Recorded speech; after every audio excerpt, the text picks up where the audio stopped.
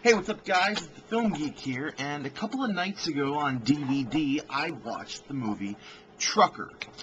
This movie comes from first-time director James Mottern, I'm not sure how it's pronounced. It's a story of a woman who is a truck driver. The name of the woman is Diane. It's played by Michelle Monaghan. I don't know how it's pronounced either. All these people have weird last names, man. Anyway. So it's about this female trucker who gets her 11-year-old son kind of sprung back on her. Apparently, 11 years ago, she had a kid and left the kid and the father to become a truck driver, and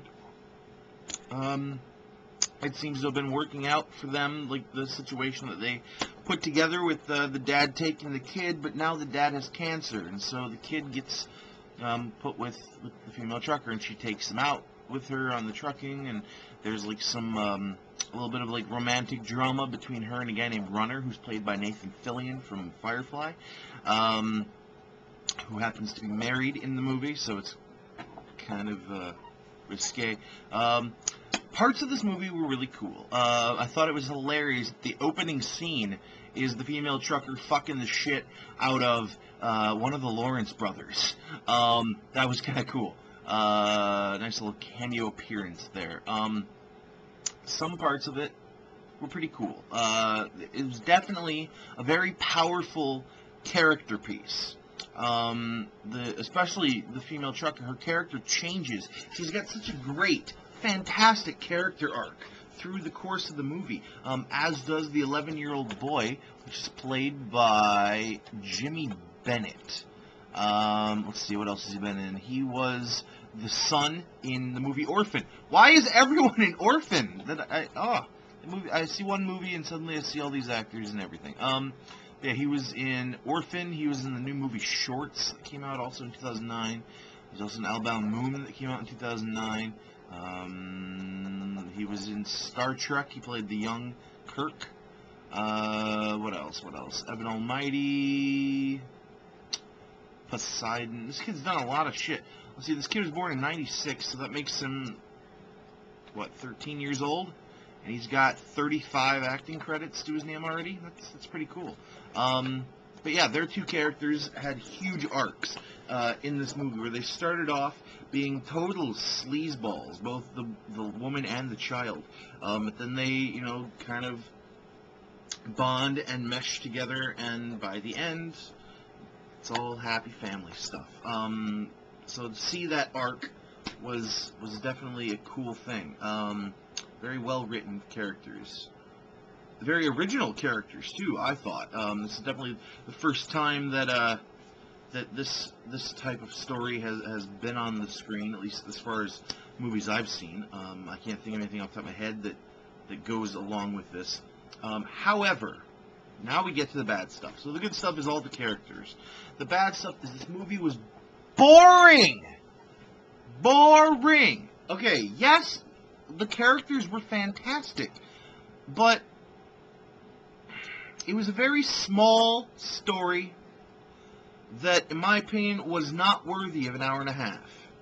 The characters, absolutely. The characters in this movie, especially the female truck driver, were absolutely 100% worthy of their own movies, but the story that they went through, not so much.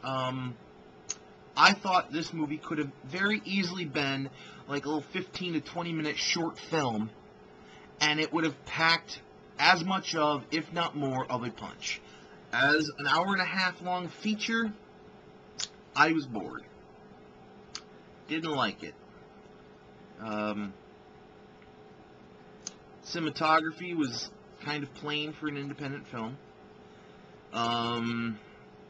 There wasn't a whole lot of uniqueness to it. It was all pretty typical, a long-lasting establishing shot of the truck driving. Like, there was one scene where she drives away from her house, and we seriously, for over a minute and a half, we would just watch the truck drive through, like, the pedestrian area, like through all the houses and stuff, like from probably about a quarter of a mile back, just watching it. Maybe it was more than a quarter mile. Maybe it was half a mile back, just watching the truck go across. I'm like, really? We need to spend an hour and a fucking half watching this truck go down the fucking road? Why? There was just some stupid. And then, like, the most original, like, there wasn't any original shots. Like, you know, you got the typical shower shot where you like where you like shoulders up of her taking a shower. You've got, you know, your handy cam when she's like looking for the kid when he like runs off at one point. You know, we're just following him around. They did the classic, oh, we don't know how to shoot this violent scene, so we're gonna cheat it. There's a scene where the kid, like an older, like a teenager or whatever, shoves the kid and he falls and hits his head like on the cement. Instead of doing it really cool, like if I were directing it, I would have had the camera right there by where he hits his head, see him fall straight down at the camera, see the head bump off and see the blood. That's how I would have done it. No, these guys, they see the push, you see the fall, you see him like falling, you don't see the actual land per se. Well, I guess you kind of do. And then you show the guy is going, oh my god, I didn't mean to do that. And then you show the kid like get up and run. You don't see the fact that the kid's bleeding until he's like back at their hotel room. Like, I don't know. It wasn't creative enough for me. Like I said, characters fantastic. Story boring. Cinematography bland. Acting was really damn good, though. I'll give them that, but that, again, goes kind of with the characters to a degree. For a first-time director, I thought this guy did a good job with the actors. For a writer, not so much. And so, because of this, I'm going to have to give Trucker a 2 out of 5. It earns points for having some fantastic characters and great acting. Loses a shit ton of points for being boring as fuck.